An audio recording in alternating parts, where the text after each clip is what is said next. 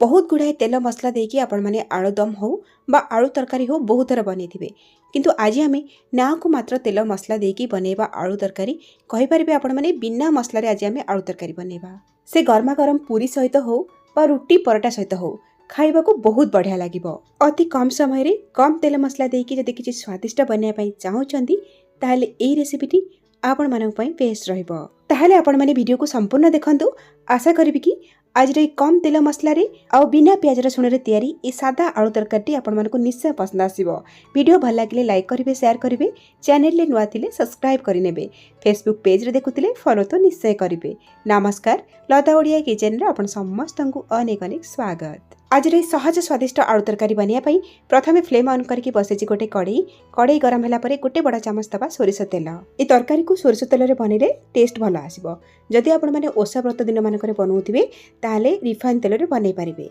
एबे हम एथिरे गोटे छोटो चामच दे देबा पंच फुटण।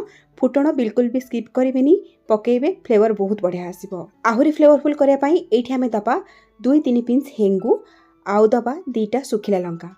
गैस रो फ्लेम को लो टू मीडियम रखिकी ए सब को किछि सेकंड पई हमें भाजी नबा। ए सब जिनस टिके फुटी गले बा वासना आसी गले आमे दबा एठी आलू। एठी मु 500 ग्राम रो कंचा आलू नेछि, चोपा बाहर करके एई भली छोट छोट करके काटिकी धोईकी नेछि। एठी आपण माने आलू रो क्वांटिटी कम अधिया करके नै पारिबे। तो गैस रो फ्लेम को हमें मीडियम रखिबा और आलू को 2-3 मिनिट पई भाजी नबा। एठी हमें आलू को बेसी कड़ा करके भाजीबानी, बस आलू रो जो गोटे कंचा बासना थाए सेईटा जेबा पर्यंत टिके खाली भाजी नबा।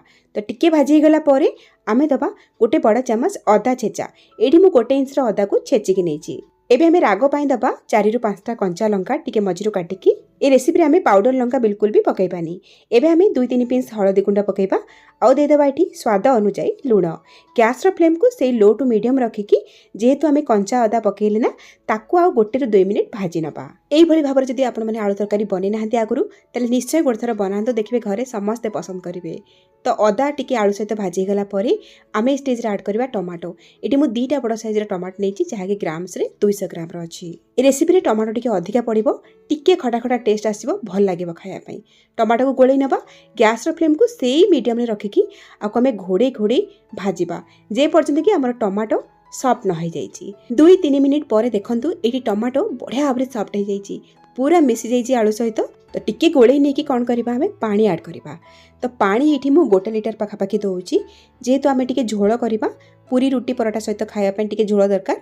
आ एमती भी आलू तरकारी जिते बळे सिझि जिवो आलू ठंडा हो जिवो तरकारी, बहळिया हो जिवो तरकारी, सेति पई टिके अधिका करके पानी देथिबे। पानी देकी टिके गोळै नेकी आको हमें कवर करबा आ मीडियम टू हाई फ्लेम रे आको हमें छाड़िबा सिझिया पई। आलू हमर जेमती भलरे सिझि जिवो आ हमर झोल भी टिके गाढ़ा हो जिवो। 5-6 मिनिट तरकारी फुटिला परे म आपनको देखौछि। एठी हमें चेक करबा, देखिबा आलू सिझिछि कि नै। देखंतु आलू बढ़िया भाबरे एठी सिझि जाइछि। आलू तो सिझि जाइछि किंतु गोटा गोटा हाइकी अछि। एबे कोन करबा, एई भली गोटे चामच रे स्पैचुला नेकी आलू को टिके हल्का हल्का हाथ रे मैश कर नबा। एमिति करबा द्वारा हमर आलू गुडा को गुंड होइकी कोन हबो, झोल रे टिके मिसि जिवो, जोथि पई कि तरकारी खाइबा को भल लागिबो, देखिबा को भल लागिबो। जेहेतु हमें किछि भी मसला देई नाहंती तो टिके झोल बहळिया करिया पई आलू अल्प किछि आपण एई भली मैश कर नेबे। एबे हमें आधा चामच रो चीनी दे देबा। चीनी देले मीठा लागिबोनी, टेस्ट बैलेंस हेकी रहइबो, बहुत बढ़िया लागिबो। जदि आपण माने चीनी खाउनथिबे स्किप करिवे। तरकारी रे आहुरी बढ़िया बासना आनिया पई आमे दबा गोटे बड़ चामच कसुरी मेथी। कसुरी मेथी बिल्कुल भी स्किप करिवेनी। ए रेसिपी रे कसुरी मेथी निश्चय पकेइबे। गोटे बड़ चामच कसुरी मेथी को सुखिला कड़ाई रे टिके भाजिकी हाथ रे गुंड करके पकेइछि। आ एठी दे देबा गोटे छोटो चामच भजा जीरा गुंड। भजा जीरा गुंड ए रेसिपी रे बिल्कुल ऑप्शनल, आपण चाहिले दे पारिबे न दे पारिबे, किंतु टिके टेस्ट भल आसे पई, बासना भल आनिया पई पकेइबा।